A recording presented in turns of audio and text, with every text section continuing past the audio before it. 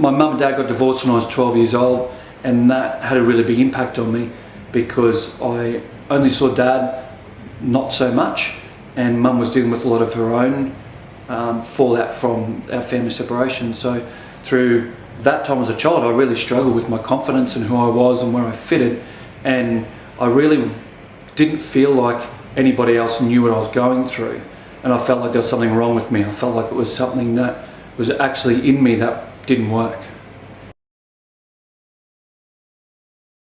So through my teenage years, I struggled a lot with my confidence, with where I fitted. I didn't feel like I fitted in anywhere at high school.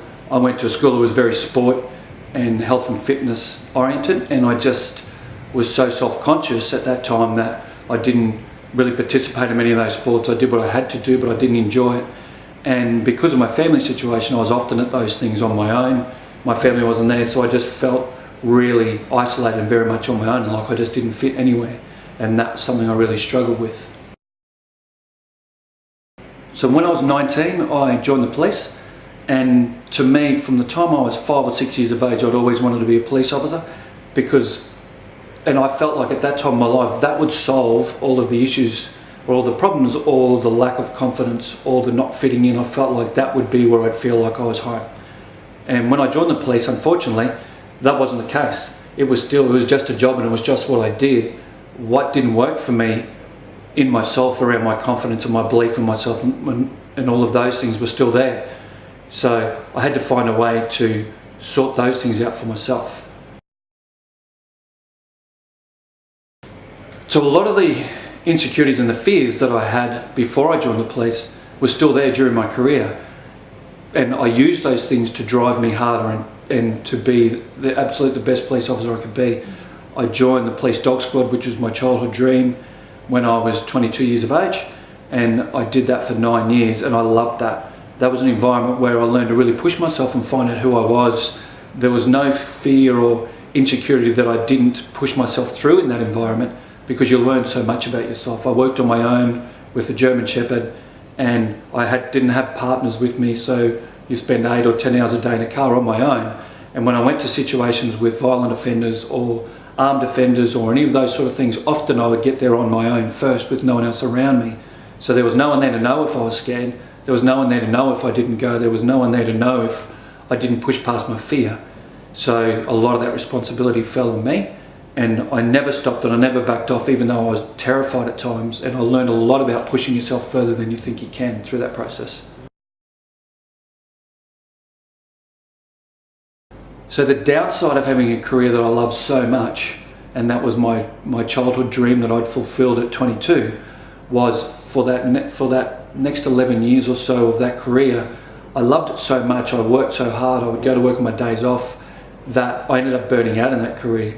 And because of a lot of the things that had me scared and had me worried about not fitting in on all the stuff that I'd had as part of me before, the harder I worked and the more that people around me recognised that, you know, I had some good skills and I knew what I was doing in the police, the more I felt like a bit of a fraud, because inside I was still scared and still nervous and still not sure, but outside I would very much project extremely confident and arrogant personality, because I wanted people to believe that I was very happy and confident and that there was no problems. So the back end of that 13-year career meant that all those things were still there. I was still nervous and still had, you know, wasn't the most confident person in the world, still had a lot of negative self-belief and self-doubt, and I now realise that's what everybody in their life has. Everybody walks around with negative self-belief and self-doubts and things at times, but I thought it was just me. So what ended up happening was I got to a point in the police where a lot of the things that I'd seen, I've been involved in shooting incidents and a lot of domestic violence situations and seen a lot of violence that people perpetrate on each other, that I really just lost a lot of my belief and faith in humanity. And I got to the point where I just burned out, and my body and my mind got to a point where obviously it was just enough, that if I kept going I was really going to damage me in some way. So I realised I needed to leave the police, so I did. At 32 years of age I resigned from the police, and that was a massive deal for me. So when I left the police I felt like I just failed. I felt like my whole life fell apart.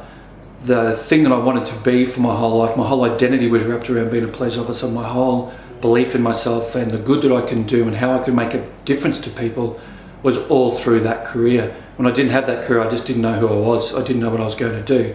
And that got me absolutely on the journey of the last 12 years of digging into every personal development course, every book I could read, everything I could find to get myself to understand why we behave the way we behave, why we're so hard on ourselves, and why we talk ourselves down so much so that we can't achieve anything. And I wanted to change that for me so I could take that and change that for other people. I have spent the last 10 to 12 years in a corporate career, and as well as very much along the personal development, coaching and all of those things. And in that corporate career I ended up being a senior manager of a $1.6 billion investment fund here in Australia that I never thought was even possible for somebody who finished high school, never went to university, and I never thought of myself as a very smart person. But what I realised, the more confidence I gained, the more I pushed myself to find out who I really was and what I was capable of, then the results just came. There was very much, even through that process, I got to the point of realising that being a corporate person, working in an office, doing those sort of things, still wasn't fulfilling my passion and my purpose for helping people and making a difference. So therefore, that's why Focus WOD came about. So I started doing CrossFit about 4 years ago. For the last 15 or 20 years I've trained weights in gyms and done different fitness in the police and then out of the police just to be healthy and fit. I found CrossFit, and within that environment I found the only place that I've ever been outside of the police where I can push myself to the edge and to my limit and really find out who I am.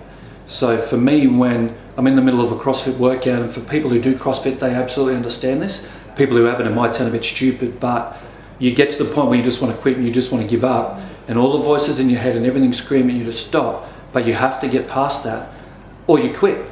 And I saw a great saying that I've lived by, and it's the pain of quitting lasts forever, the pain of training is only short-lived. So what that means is if I quit, then I know forever that I just gave in. I might be in pain and my body might hurt and it might be tough, but when it's finished, 10 minutes, 20 minutes, 40 minutes, when that workout's done, the pain stops, and the growth and everything that I get out of that is just amazing. So through the whole process of where I've been in my life for the last 44 years, is I've changed so dramatically from who I used to be, and that's all around my purpose. My purpose is to help people and make a difference. That's why I do what I do. Having found Focus WOD and health and fitness as a vehicle to help people improve their mental performance means through training and through sport, it's easy for people to change how they operate and who they are, and then that flows into the rest of their lives.